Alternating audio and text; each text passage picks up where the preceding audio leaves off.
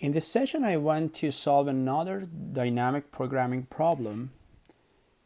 But before diving in today's problem, I want to review three important steps of solving a DP problem for the people who just joined, in this session. But it is repetitive for the people who were in the previous session.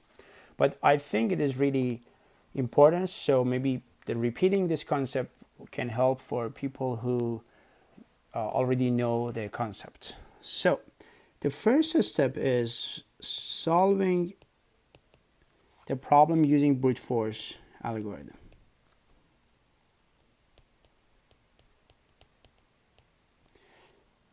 The brute force algorithm, usually we use the recursive solution. We use a recursive approach, but we do the brute force. It means that we consider all combinations in the simplest solution. That's why we have the time complexity is exponential.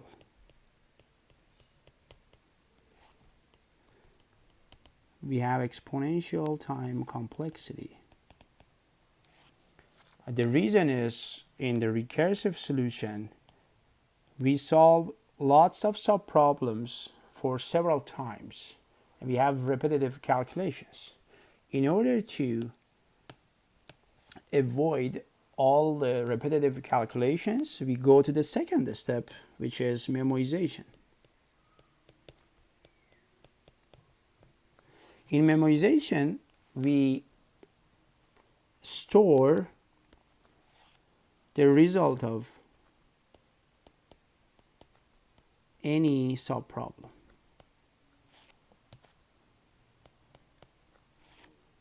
Any subproblem. So we avoid, by storing of this, we avoid any repetitive calculations.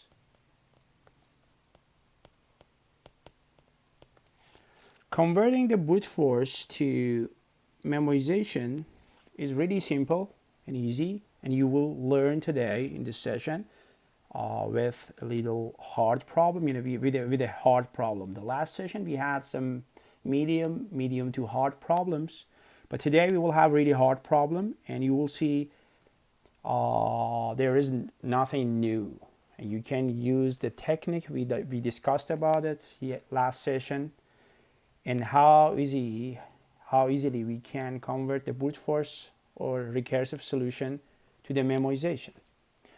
And when we do this, usually our time complexity decreases to polynomial.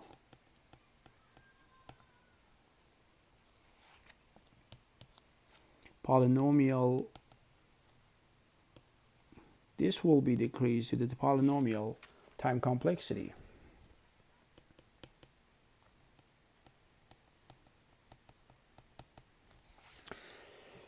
But still the memoization is a recursive solution. The last part is converting the memoization to tabulation solution.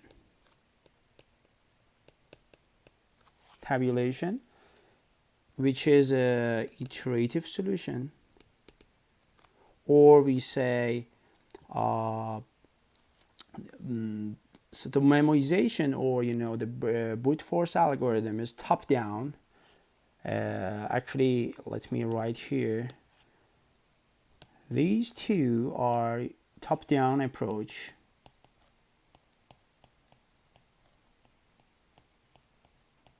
These are some other names, and sometimes you will see the tabulation in some courses or some texts. It is bottom up approach. But in this course, in my classes, actually, I teach you guys, how you can convert the memoization to the tabulation, which is an iterative approach, without changing the definition of the problem. In most courses, in most textbooks, I saw and people are struggling in the last part because of they change the definition of the problem, or they rephrase the problem definition to be able to write the tabulation. Actually, when people are talking about DP problems, most people are talking about the tabulation or the last parts. And when you see the last parts answer, I mean the tabulation parts, maybe you will see how creative was the algorithm designer, or the people or the person who wrote this code. But if you go step by step from the brute force and memoization and the converting the brute force to memoization, you can do this in only 1 minute. And memoization to tabulation, you can do in 3 or 4, at most in 5 minutes. I mean that if you have the brute force algorithm, you can have the tabulation in only 5 or 6 minutes. So the most critical part is finding the brute force algorithm, or defining the recursive formulas. After you have that, mechanically you can convert it to a memoization solution. Also, you can convert it mechanically without rethinking about the problem. Only you will convert, you will see how I'm doing this, and I hope everyone will learn this method, because it makes life really easier. It makes the DP problems one of the easiest problems for you guys. And you will see that how we will convert these guys in 2 steps to the last part, which is tabulation. And I strongly recommend for you guys in the interviews, in real interviews, in on-site, in phone, start with brute force, memoization, and then tabulation. Don't dive into the tabulation unless you have the answer in your mind. If you don't have, go with the first one, which is brute force algorithm, and convert it in 1 or 2 minutes to the memoization. And maybe converting memoization to tabulation takes a little more time, but it won't take your time more than 4 or 5 minutes. And it is enough. It is enough for an interview. And you will be really expert if you solve 5 or 6 DP problems, and you will have a feeling of really high confidence to solve these kind of problems. So let's go and in the next. Let me talk about another important point here. When we convert the memoization to tabulation, what's the point? What's the benefits? If we have the polynomial time complexity for memoization solution, what's the point of tabulation? The first point is we have iterative solution. In some applications, in some practical projects, we have some limitations that we cannot use recursive solutions because of our the limitations in the space or storage, or we have a limitation on the stack space. As when we do the recursive solution, we spend some memory from the stack space. So sometimes we have to do the iterative solutions. This is one justification. And another justification is in most cases, we decrease the space complexity when we do the tabulation. In most cases, in memoization, the space complexity is m times n. Yeah, we have a matrix, m rows and n columns. But when we convert this to the tabulation, usually we decrease this to order of n, and we can do only with 1 or 2 rows. We don't need to do whole matrix. But it is not true for all tabulation solutions, but it is true for at least 50% of the DP problems. So this is the benefit, and we decrease the space complexity from m times n to order of n by converting memoization to a tabulation solution. This was I had this introduction for DP problems. The reason I'm repeating this, I think this is the most important part. You have to know what is the process, what are the steps, and based on these steps, we will go and solve more problems. This session, I want to solve one of the really hard problems, hard DP problems, and let's go and solve it.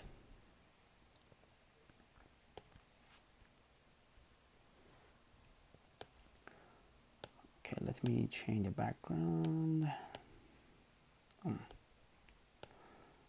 The background should be okay. I want to have the lines, they are really helpful. So let's go and change the color to black.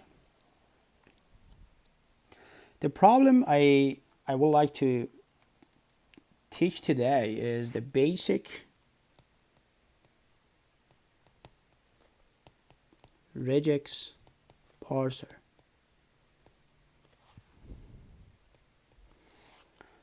Regex, maybe most of you guys know what is the regex parser, but I need to define completely all the assumptions of this problem. Maybe some of you guys don't know what is the regex. That's why I will go step by step all the basics of the regex to be sure what is the problem. So in this problem, we are given two strings. One of them is text, another one is pattern. So text is an array or a string of characters. String of characters. And the pattern also is a string of characters.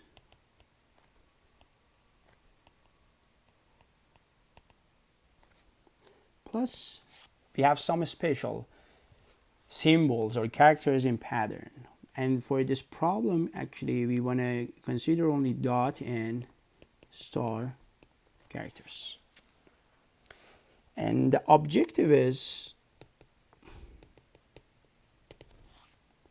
find if the text matches the pattern. We want to know if the text matches the pattern.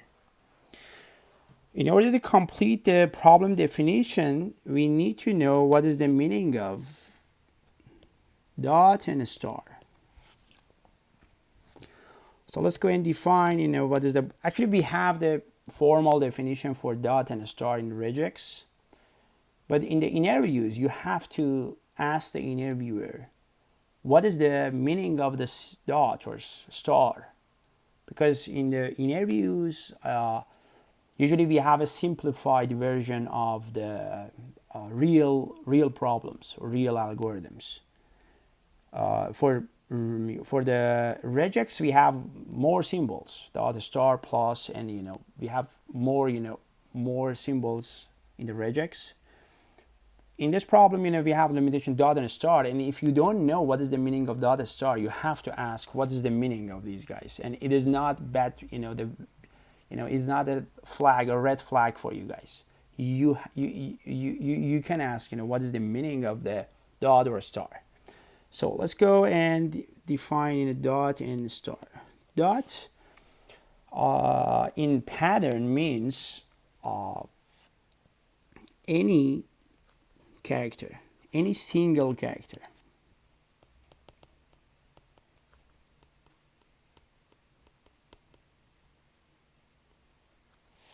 It means that dot will match any single character. It doesn't matter what is the character. It is A, B, C, Z, 1, 2. Any character will be match with dot. There is another assumption here. The string of characters in the text, we assume that we don't have dot and star inside the text. right? We don't have star and dots, but we can have any character except dot and a star. So dot is really simple to understand. And what is the meaning of star? Star means 0 or more.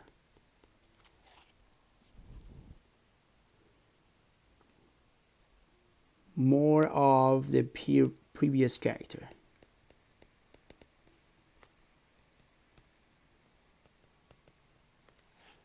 So we have a star, we have to look at the previous character. Let's say, for example, we have a star and the previous character is A.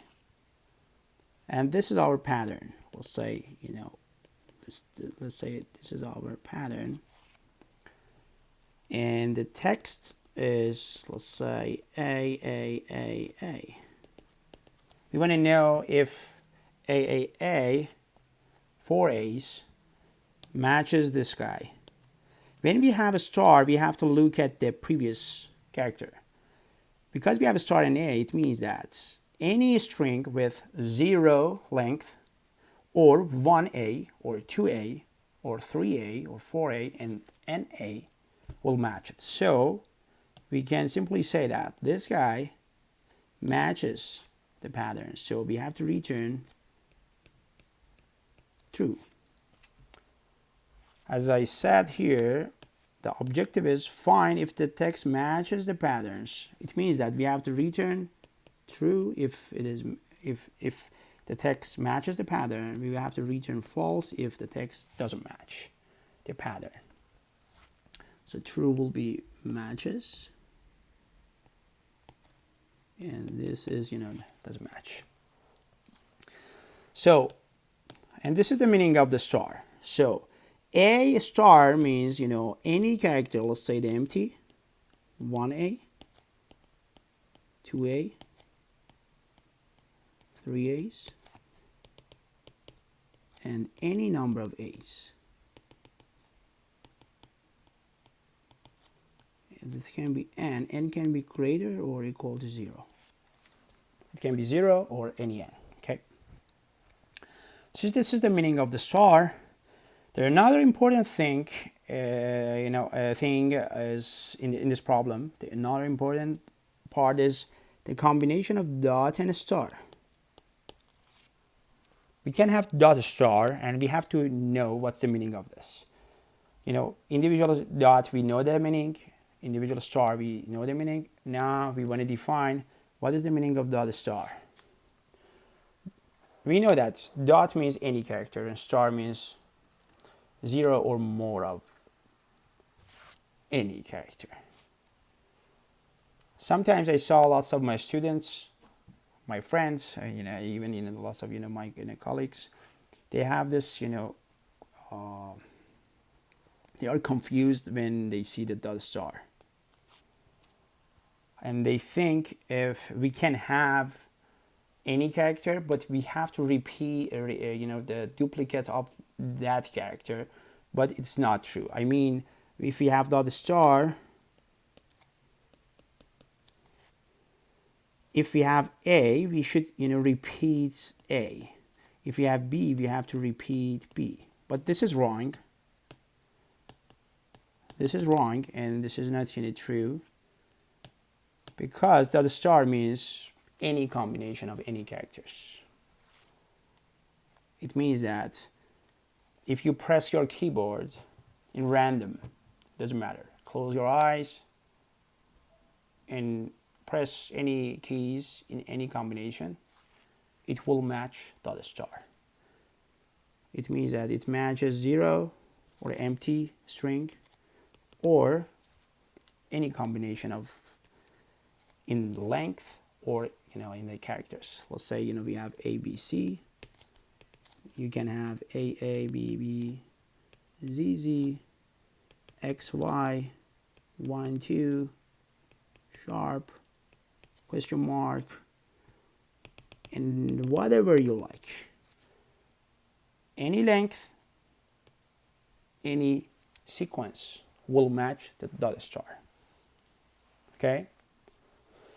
So I think the definition of the problem is right now, maybe, I hope is clear for everyone. I can go really faster, but I prefer to go really slow in the meetups to be sure everyone understands the problem.